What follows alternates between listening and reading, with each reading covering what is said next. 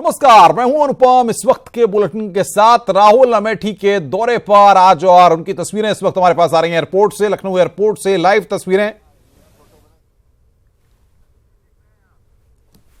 ये सीधी तस्वीरें इस वक्त हम आपको दिखा रहे हैं लखनऊ एयरपोर्ट से, लाइव तस्वीरें इस वक्त आप देख रहे हैं। राहुल गांधी की ये तस्वीरें, अमेठी के दौरे पर राहुल गांधी आज जा रहे हैं। 2 दिवसीय ये दौरा है और वहां से ये तस्वीरें इस वक्त आपकी टेलीविजन स्क्रीन पर। लखनऊ एयरपोर्ट से ये तस्वीरें राज बब्बर साथ में देखे जा सकते हैं और तमाम कांग्रेस के नेता कार्यकर्ता राहुल गांधी से मुलाकात करते हुए उनकी एक झलक पाने के लिए किस तरीके से एयरपोर्ट के बाहर वहां पर नेताओं का जमावड़ा लगा हुआ है। तो लखनऊ एयरपोर्ट से ये तस्वीरें हम आपको अभी दिखा रहे थे कि किस तरीके से राहुल गांधी वहां पर पहुंचे हुए हैं और अब वो अमेठी के दौरे पर जाएंगे। 2 दिवसीय ये दौरा है जहां पर कई कार्यक्रमों में राहुल गांधी को शामिल होना है। तो ये लाइव तस्वीरें इस वक्त आपकी टेलीविजन स्क्रीन पर, तमाम नेताओं से मुलाकात करते हुए राहुल गांधी। लखनऊ एयरपोर्ट से लाइव तस्वीरें इस वक्त हम आपको दिखा रहे हैं। धन्यवाद हो गया। चलो ठीक है, ज्यादा लालच मत करो।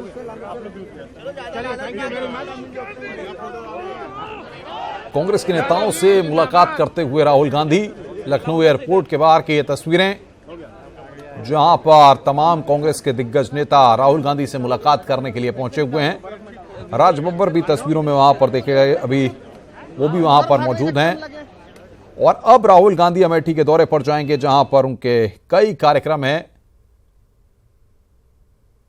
तो राहुल का अमेठी का दौरा, अमेठी रवाना होने से पहले लखनऊ एयरपोर्ट पर वो पहुंचे अभी और वहां पर तमाम कांग्रेस के नेता और कार्यकर्ताओं से वो मुलाकात किए हैं, उनसे बातचीत की, उनका स्वागत किया कार्यकर्ताओं ने।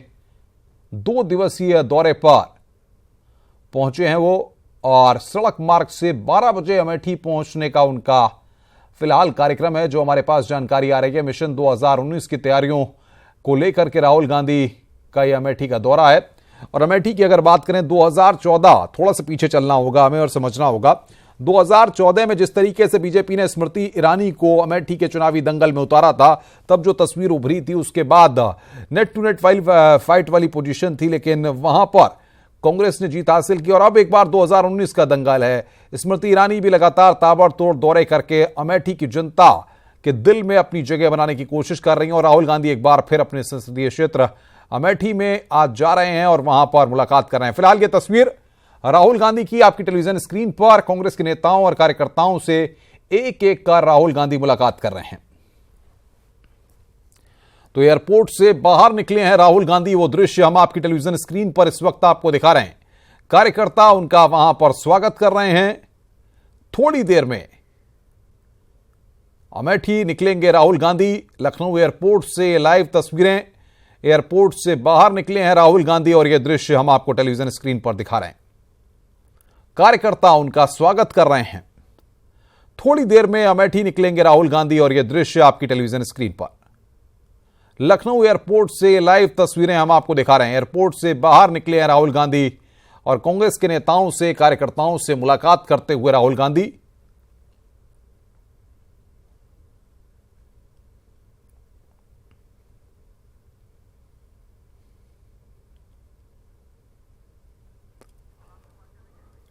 और बातचीत करने के लिए शबाब हमारे साथ जुड़ गए हैं। शबाब, 2019 का जो सियासी दंगल है, जाहिर तौर पर वो अमेठी में राहुल गांधी के लिए भी इतना आसान नहीं होगा, क्योंकि स्मृति ईरानी ने वहां पर लगातार दौरे करके, लगातार जद्दोजहद करके अमेठी के दिल में, अमेठी की जनता के मन में अपनी छाप छोड़ने की कोशिश की है। इसलिए राहुल 2019 की फिजा बनाने के लिए अमेठी में और सक्रिय हो गए।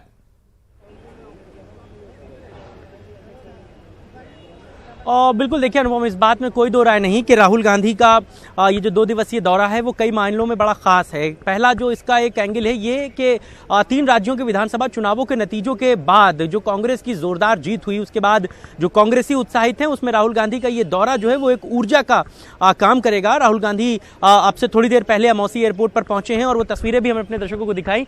आप देख सकते हैं कि किस तरीके से यहाँ पर जो कांग्रेसी हैं वो अपने राष्ट्रीय अध्यक्ष को यहाँ पर उनको जो है स्वागत करने के लिए मौजूद हैं। और सीधे तौर पर अमेठी राहुल गांधी यहां से निकलेंगे। और जो बात आपने पूछी वो बहुत महत्वपूर्ण है, क्योंकि राहुल गांधी के अलावा स्मृति ईरानी की जो सक्रियता वहां पर देखने को मिली, जो बढ़ी है अमेठी में खासतौर से, वो कहीं ना कहीं जो है वो कांग्रेस के लिए मुसीबत का सबब जो है वो बन सकती है अनुपम। और राहुल गांधी का दौरा निश्चित तौर पर बड़ा महत्वपूर्ण है और ये एक ऊर्जा का संचार करेगा कांग्रेसियों में।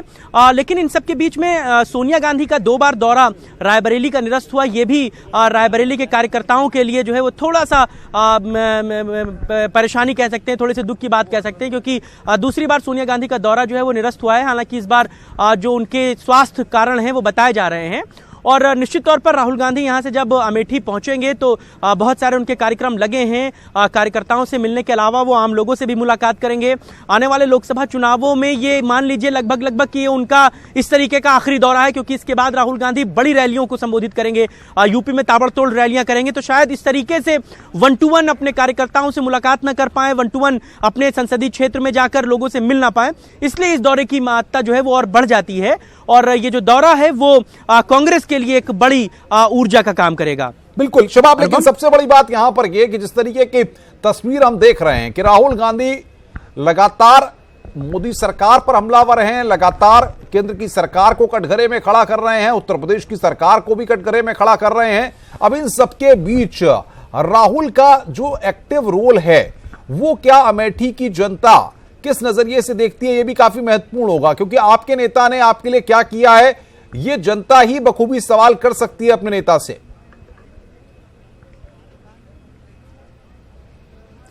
बिल्कुल, देखिए राहुल गांधी को इस बात का तो जवाब देना होगा। हर नेता की जिम्मेदारी होती है, जो सांसद होता है, जो विधायक होता है, उसने अपने सांसद रहते अपने इलाके में कितना काम किया, ये उसकी जिम्मेदारी है। और अमेठी की जनता इस बात का जवाब जरूर अपने नेता से मांगेगी और ये हक है जनता का। इसी बिना पर जनता अपने नेता को चुनती है कि सांसद बनाकर हमने जो आपको लोकसभा में भेजा, आपने हमारे इलाके के लिए क्या काम किया, ये तमाम बातें हैं। लेकिन देखिए अभी हाल फिलहाल के दिनों में जो समाजवादी पार्टी और बहुजन समाज पार्टी का जो गठबंधन हुआ और उस गठबंधन में कांग्रेस को जो इग्नोर किया गया, कहा गया कि कहीं ना कहीं कांग्रेस को कम आंका गया, उसके बाद राहुल गांधी का ये दौरा अपने कार्यकर्ताओं में एक नई ऊर्जा का संचार करेगा कि वो अपने आप को कहीं से भी कम ना आके, उनके नेता उनके साथ हैं, मजबूती के साथ सभी सीटों पर चुनाव लड़ा जाए। प्यार जो है वो अमेठी रायबरेली को छोड़ करके किया गया है, ये सबको जनता ने समझ भी लिया है और जनता समझ भी रही होगी। और आपकी मुस्कुराहट भी शायद ये बता रही है कि किस तरीके के हालात राजनीतिक परिस्थितियों में बनते हैं और पटकथा कैसे लिखी जाती है और कैसे तैयार होती है। हाँ, बने रहिए, हमारे साथ आएंगे आपके पास।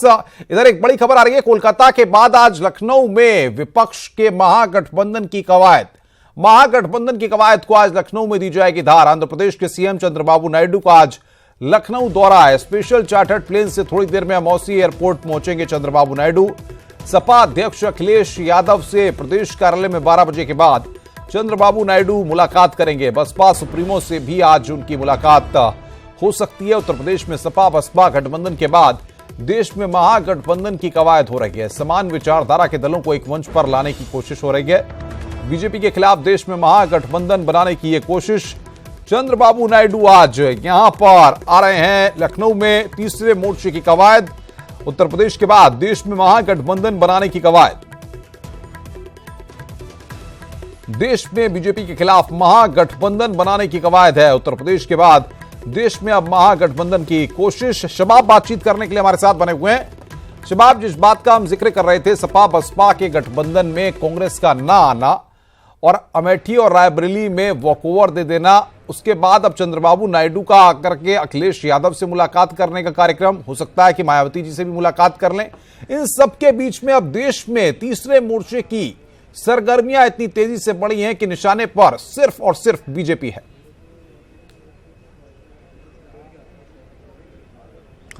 बिल्कुल, देखिए इस बात में तो कोई दो राय नहीं। अभी कुछ दिनों पहले कोलकाता की तस्वीरों को आप याद कीजिए, जब सारे एंटी कांग्रेस एंटी बीजेपी दल जो थे वो एक साथ मंच पर इकट्ठा थे। कई पूर्व प्रधानमंत्री, कई पूर्व मुख्यमंत्री, कई पार्टियों के राष्ट्रीय अध्यक्ष वहां पर मौजूद थे। इन सब के बीच में चंद्रबाबू नायडू का आज लखनऊ आना, ये सियासत का एक और पैमाना कहा जा सकता है, क्योंकि चंद्रबाबू नायडू जब लखनऊ पहुंचेंगे तब सीधे तौर पर जो तीसरे मोर्चे की जो बातें कही जा रही हैं वो और पुख्ता होंगी। अब से थोड़ी देर के बाद चंद्रबाबू नायडू भी लखनऊ पहुंचेंगे और सीधे वो अखिलेश यादव के पार्टी कार्यालय पर जाएंगे, उनके साथ उनकी मुलाकात है। मुमकिन खबरें इस बात की भी हैं कि वो मायावती से भी मुलाकात कर सकते हैं। हालांकि अभी जो शेड्यूल टाइम है वो भी नहीं मिल पाया है, एक दिवसीय उनका दौरा है। और कहा यह भी जा रहा है कि चंद्रबाबू नायडू शाम को आज राज बब्बर के बेटे की शादी है लखनऊ के ताज होटल में, वहां पर भी वो शिरकत कर सकते हैं आज वो, क्योंकि लखनऊ में रहेंगे इसलिए। तो कई तरीके से तीसरे मोर्चे की वकालत जो है वो तेज हो गई है। और चूंकि अखिलेश यादव भी कई बार दूसरे राज्यों का दौरा करते रहे हैं, ऐसे में चंद्रबाबू नायडू का लखनऊ उत्तर प्रदेश आना वो अपने आप में बड़ा महत्वपूर्ण हो जाता है। हालांकि चंद्रबाबू नायडू की पार्टी तेलुगु देशम का उत्तर प्रदेश या उत्तर भारत में कोई बहुत बड़ा वजूद नहीं है। इसी तरीके से समाजवादी पार्टी या बहुजन समाज पार्टी का आंध्र प्रदेश या तेलंगाना में बहुत बड़ा वजूद नहीं है। लेकिन कहा जा रहा है कि कुछ ऐसा बीच का रास्ता बनाया जाएगा, क्योंकि बसपा का एक बड़ा वोट बैंक दलितों का वहां पर है। तो क्या रोड मैप तैयार होता है, क्या ब्लूप्रिंट तैयार होता है, क्या लोकसभा चुनाव में गठबंधन जो है वो वहां पर भी चुनाव लड़ सकता है, ये तमाम जो अभी कयास हैं वो मुलाकात के बाद क्लियर हो जाएंगे। बड़ी महत्वपूर्ण बात आपने कही, लेकिन इस बीच एक बात बड़ी महत्वपूर्ण है कि जिस तरीके से चंद्रबाबू नायडू का आना, बिहार से नेताओं का आना, यानी कि केंद्र बिंदु में उत्तर प्रदेश जरूर है। जो सपा बसपा का गठबंधन हुआ है, उसके बाद तमाम महागठबंधन के साथियों को इस बेमेल जो गठबंधन था पहले का और अब जो साथ हुआ है सपा बसपा का जो गठबंधन तैयार हुआ है, कहीं ना कहीं यहां पर आकर के अपनी आमद दर्ज करानी और आगे का रास्ता तय करना है।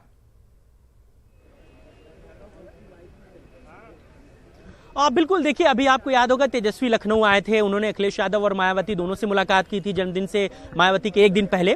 तो एक जो मसौदा जिसकी बात मैं आपको पहले कह रहा था कि वो ये है कि जिस तरीके से आरजेडी का उत्तर प्रदेश में कोई वजूद नहीं है, उसी तरीके से समाजवादी पार्टी का बहुत ज्यादा वजूद बिहार पे नहीं है। तो एक जो बीच की लाइन निकली वो ये निकली कि आरजेडी के एक कैंडिडेट को समाजवादी पार्टी यहां पर अपने टिकट पर चुनाव लड़वाएगी। बिल्कुल इसी तर्ज पर बिहार में समाजवादी पार्टी का कैंडिडेट चुनाव लड़ेगा।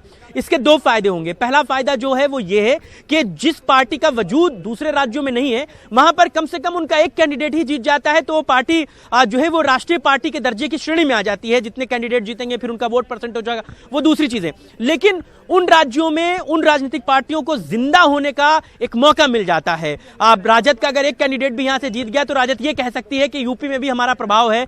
बिहार से जो लगे हुए जो इलाके हैं, जो जिले हैं, वहां पर वो अपने वजूद की लड़ाई लड़ सकती है। बिल्कुल बड़ी महत्वपूर्ण बात आपने कही है। जाहिर तौर पर जब राजनीतिक समीकरणों के साथ साथ इन तमाम चीजों का आकलन किया जाएगा तो इन चीजों को बड़ी विस्तार पूर्वक देखना भी होगा, समझना भी होगा। बहुत बहुत शुक्रिया आपका हमारे साथ जुड़ने के लिए और बातचीत करने के लिए। पश्चिम के बाद अब मध्य और पूर्वांचल में लोकसभा सीटों के बंटवारे पर आज सपा बसपा गठबंधन में फॉर्मूला तय होगा। कल अखिलेश यादव ने रामगोपाल यादव और आजम खान से चर्चा की थी। मायावती ने भी पार्टी मीटिंग में जोनल कोऑर्डिनेटर से फीडबैक लिया था। दोनों ही पार्टी आज तय कर सकती हैं कि सीटों के नाम का फॉर्मूला। लखनऊ में ही मौजूद हैं दोनों ही पार्टियों के रणनीतिकार। पश्चिम की 22 सीटों पर दोनों दलों के बीच अब सहमति बन चुकी है, ऐसा माना जा रहा है। अजीत बातचीत करने के लिए हमारे साथ है। अजीत, ये सहमति कब तक पूरी तरह से बन जाएगी? कौन सा फॉर्मूला निकल करके सामने आ रहा है? और फॉर्मूले के तहत 38 तो पता है, लेकिन किसके पाले में कौन सी है, ये तस्वीर कब तक साफ होगी? बिल्कुल खबर होगी, क्योंकि पश्चिमी उत्तर प्रदेश की जो 22 सीटें थी उसका बंटवारा हो चुका है 3, 8 और 11। अब मध्य उत्तर प्रदेश और पूर्वांचल में खासा इलाका है। कुछ ऐसे इलाके हैं जहां पर कहीं बसपा का दबदबा है, कहीं पर समाजवादी पार्टी का दबदबा है। तो उन सीटों के बंटवारे को लेकर और कौन जी अजीत, कुछ तकनीकी खराबी की वजह से अजीत आपकी आवाज हम तक ठीक ढंग से नहीं आ पा रही है। बहुत बहुत शुक्रिया आपका जुड़ने के लिए और जानकारी देने के लिए।